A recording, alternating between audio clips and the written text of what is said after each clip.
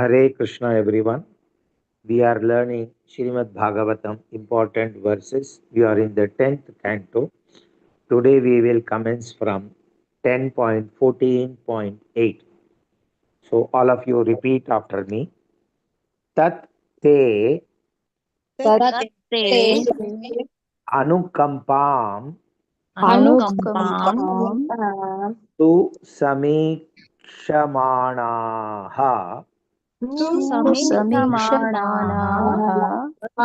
punjanaha भुञ्जानः eva एव atmakritam आत्मकृतं vipakam विपाकं krit कृत् vak वाक् vapurbihi वपुर्भिः vidadhan विदधन् namaha नमः te jiveta ते जीवेत yaha यः muktipade मुक्तिपदे saha सः dhaya bhak. भायभाक् Let us see the meaning immediately. My dear Lord, one who earnestly waits for you to bestow your costless mercy upon him, all the while patiently suffering the reactions of his past misdeeds and offering you respectful obeisances with his heart, words, and body, is surely eligible for liberation, for it has become his rightful claim.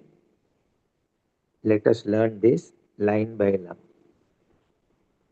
Tattenukampam susamikshamaanaha तत्तेनुकम्पां समीक्षमाणः भुञ्जान एवात्मकृतं विपाकम् भुञ्जानैवात्मकृतं विपाकम् हृद्वाग्वपुर्भिर्विदधन् नमस्ते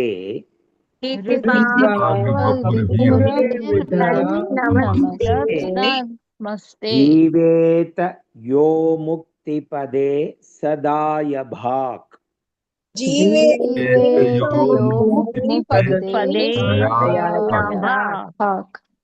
Two lines. Tattenukampam susamikshamaanaha bhunjana evatmakritam vipakam.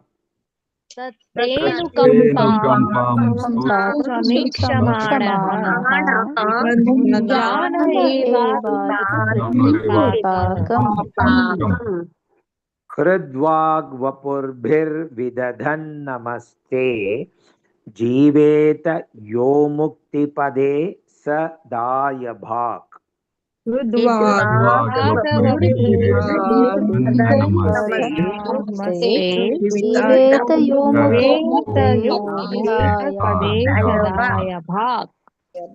पूरा श्लोक तत्तेनुकंपां सुसमीक्ष्यमाणः भुञ्जान एवात्मकृतं विपाकम् हृद्वाग्वपुर्भिर्विदधन् नमस्ते जीवेत यो मुक्तिपदे सदाय भाक्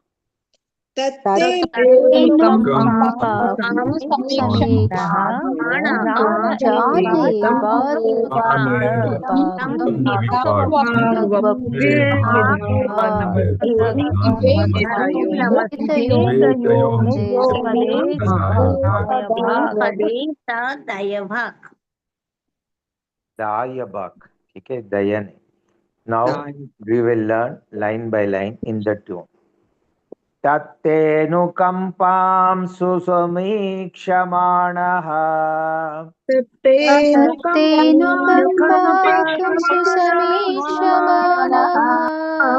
तत्तेनुकंपां सुसमीक्षमाणः तत्तेनुकम्पां सुसमीक्षमाणः भुञ्जानयेवात्मकृतं विपाकम् भुञ्जानयेवात्मकृतं विपाकम् भुञ्जानयेवात्मकृतं विपाकम् भुञ्जानयेवात्मकृतं विपाकम् हृद्वाग्वपुर्भिर्विदधन्नमस्ते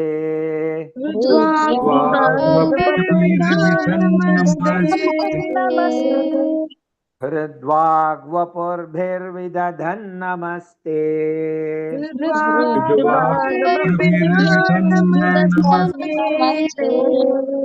जीवेतयो मुक्तिपदे सदाय भाक् जीवेतयो मुक्तिपदे सदाय भाक् जीवेतयो मुक्तिपदे सदाय भाक् जीवेतयो मुक्तिपदे सदाय भाक् Two lines. तत्तेनुकम्पां सुसमीक्षमाणः भुञ्जानयेवात्मकृतं विपाकम्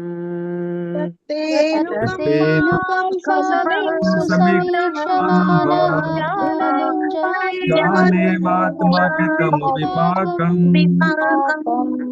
तत्तेनुकम्पां सुसमीक्षमाणः भुञ्जानयेवात्मकृतं विपाकम् तत्तेनुकम्पां सुसमीक्षमाणः ज्ञानेवात्मकृतं विपाकम् हृद्वाग्वपुर्भिर्विदधन्नमस्ते जीवेतयो मुक्तिपदे सदाय भाक्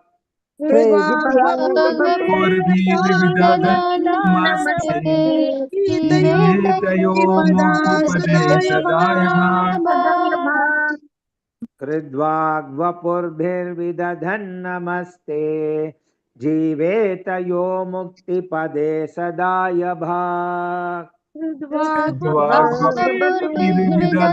नमस्ते जीवेतयो मुक्तिपदे सदाय भाक् पूरा श्लोक तत्तेनुकम्पां सुसमीक्षमाणः भुञ्जानयेवात्मकृतं विपाकम् हृद्वाग्वपुर्भिर्विदधन्नमस्ते जीवेतयो मुक्तिपदे सदाय भाक् तत्तेनुकम्पां सुसमीक्षमाणः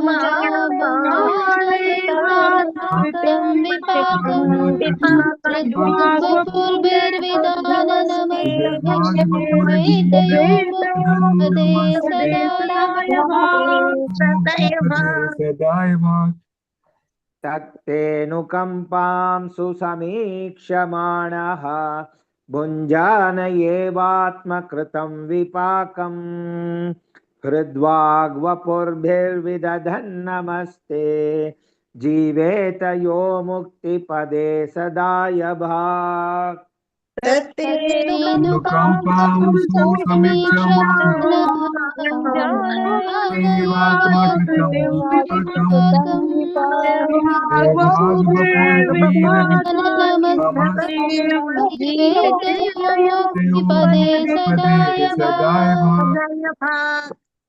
Next verse 10.14.29.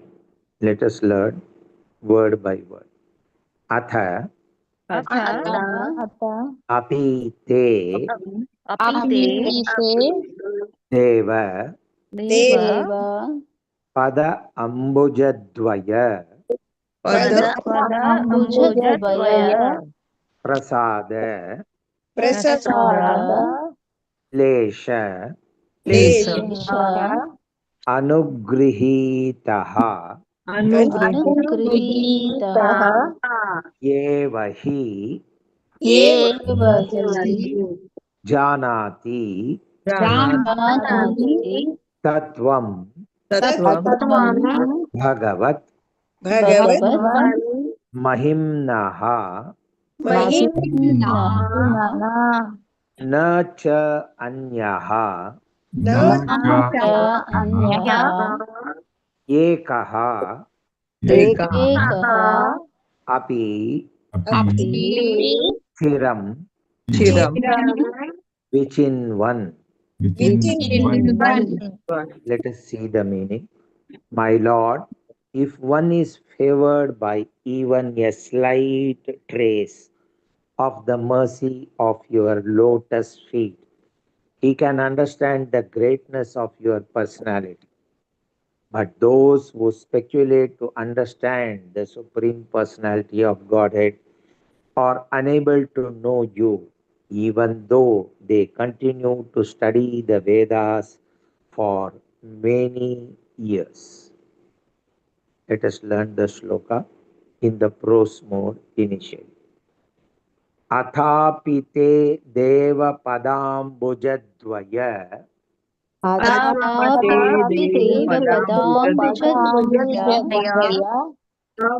प्रसाद लेशानुगृहीत एव हि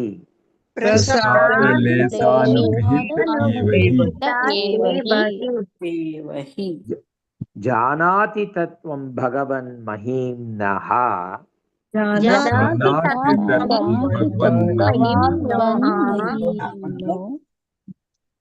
महीम्नः बोलना है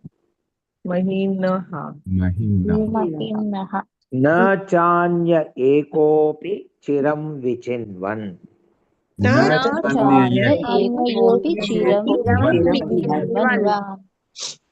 अथापि ते देव पदाम्बुजद्वय प्रसाद लेशानुगृहीत एव हि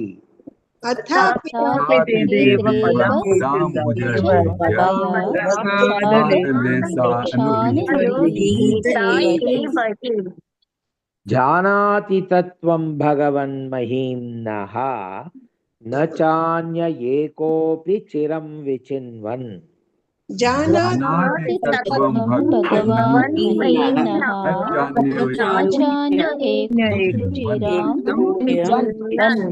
विचिन्वन् अथापि ते देव पदाम्बुजद्वय प्रसाद लेशानुगृहीत एव हि जानाति तत्त्वं भगवन् महीम्नः न चान्य एकोपि चिरं विचिन्वन् अथापि ते देव पदाम्बुजद्वय प्रसाद लेशानुगृहीत एव हि जानाति तत्त्वं भगवान् महीम्नः न चान्य एकोपि चिरं विचिन्वन्.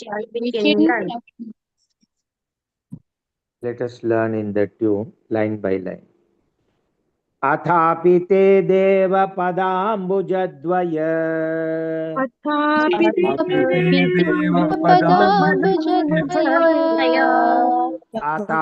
ते देव पदाम्बुजद्वय अथापि ते देव पदाम्बुजद्वय प्रसादलेशानुगृहीत एव हि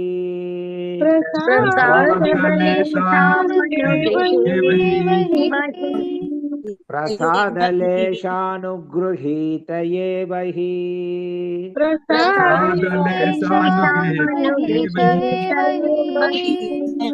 जानाति तत्त्वं भगवन् महीम्नः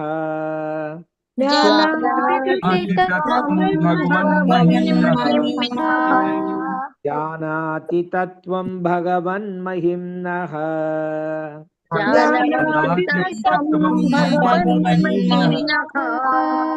अचान्य एकोऽपि चिरं विचिन्वन्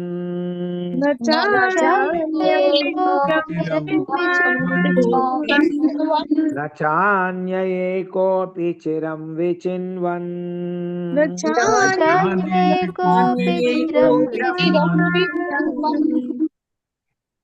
Now two lines together.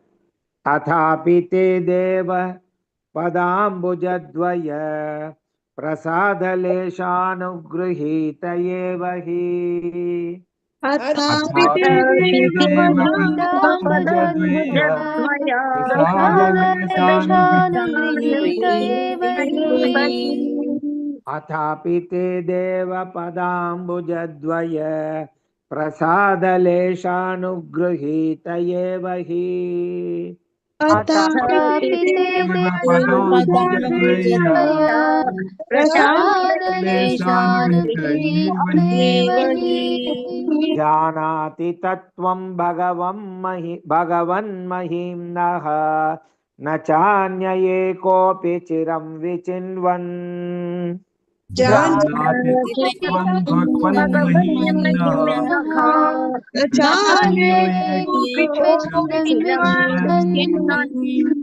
जानाति तत्त्वं भगवन्महिम्नः न चान्य कोऽपि चिरं विचिन्वन् जानाति त्वं भगवन्महिम्नः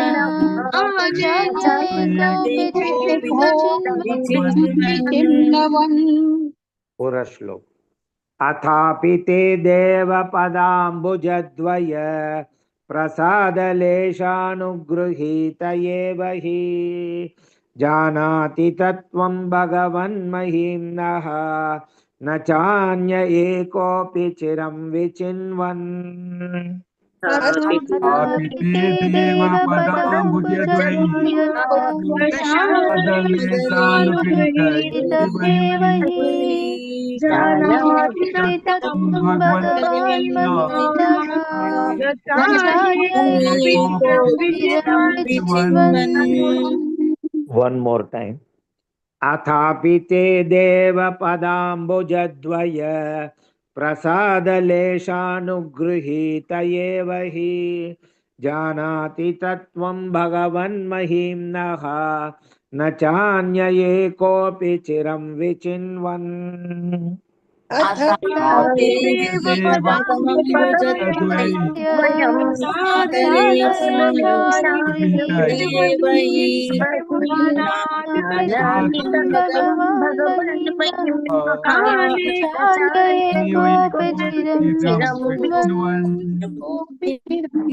आज सीखा हुआ दोनों श्लोक एक बार मेरे से पारायण होगा, अब सुन लेना। 10.14.8 तत्तेऽनुकम्पां सुसमीक्षमाणः भुञ्जानयेवात्मकृतं विपाकम् हृद्वाग्वपुर्भिर्विदधन्नमस्ते जीवेत यो मुक्तिपदे सदाय भाक्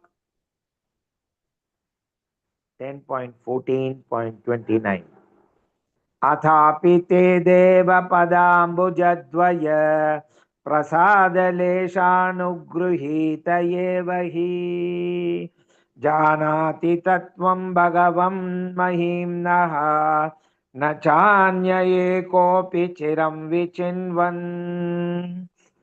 रिपीट आफ्टर मी हरे कृष्णा कृष्ण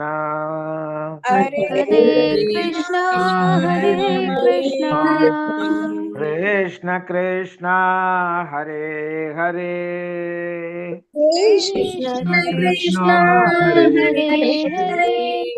हरे राम